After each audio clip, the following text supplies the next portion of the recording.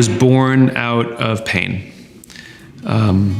It was never an academic or commercial exercise. It was born out of a time in my life many years ago, 10 years ago, where I had lost my passion for what I was doing. I owned my own small business. I was living the American dream. Superficially, my life was fantastic. And yet, I didn't want to wake up and do it again. And I was embarrassed by that. You know, who am I to complain about my life? My life seemed perfect, and yet I hated it. And so I kept it to myself. Every ounce of my being, all the energy that I had was invested in pretending that I was happier, more successful, and more in control than I felt. And it was debilitating, quite frankly. Strange things start to happen when you put yourself in that cycle and the stress starts to build. You start to become paranoid. So for example, I was convinced that my employees hated me. I didn't go out much, and it was really a bad time. And it wasn't until a friend of mine came to me concerned that I wasn't acting myself and basically offered me nothing more than moral support. Whatever you need, I got your back, I'm worried about you. And it was that simple act that gave me the courage to face my own problem. And it was that simple act that gave me the courage to seek out a solution, to go back to the way I used to feel, to be passionate about something again. There was a confluence of events, and I made this discovery that every single organization on the planet, even our own careers, always function on the same three levels: what we do, how we do it, and why we do it. And it was based on the biology of human decision-making. It wasn't some highfalutin management theory. It was based on brain stuff.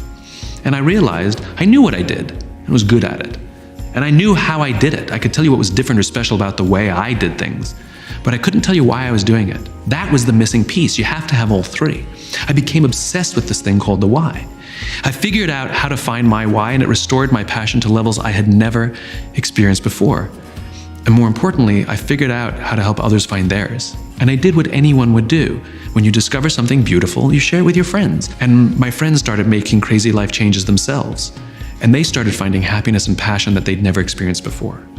It was me solving my own problem that happened to help others solve it for them too. And people just kept inviting me, and I just kept saying yes. I was making huge decisions that were really easy to make. Like I shut down my office and started over again because I realized the business I had built was so inconsistent with my why. All my friends thought I went out of business and they were worried about me. It was the easiest decision I ever made. In other words, when you know your why, the filter is clear. It's not like there are options. The option is obvious. There's only one option: share, give, inspire. And everything that I've achieved, any success that I've enjoyed, has all been 100% because of the gracious, just amazing generosity of people around me. My friends, my colleagues, people who just believe what I believe. They're the ones who either introduced me to others, or took a risk, or said, let me try that, or bought a book, or watched a TED Talk, or more importantly, sent it to somebody else because they thought they would be inspired by it.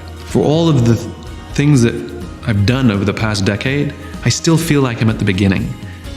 I've been saying it for 10 years. When everybody says to me, congratulations on X, Y, or Z, my answer is always the same: tip of the iceberg.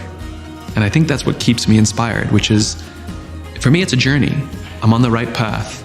I'm walking past the right mile markers. In other words, I know I'm making progress to the vision that I have to build this world in which the vast majority of people wake up every single morning, inspired to go to work, feel safe when they're there, returning home at the end of the day fulfilled by the work that they do. When I started the race, I ran by myself. And it's lonely, lonely, lonely. And now I got like 1,000 people to the left and 1,000 people to the right and 1,000 people behind me. And I look around, I'm like, yep, we're gonna change the world. We're gonna change the world.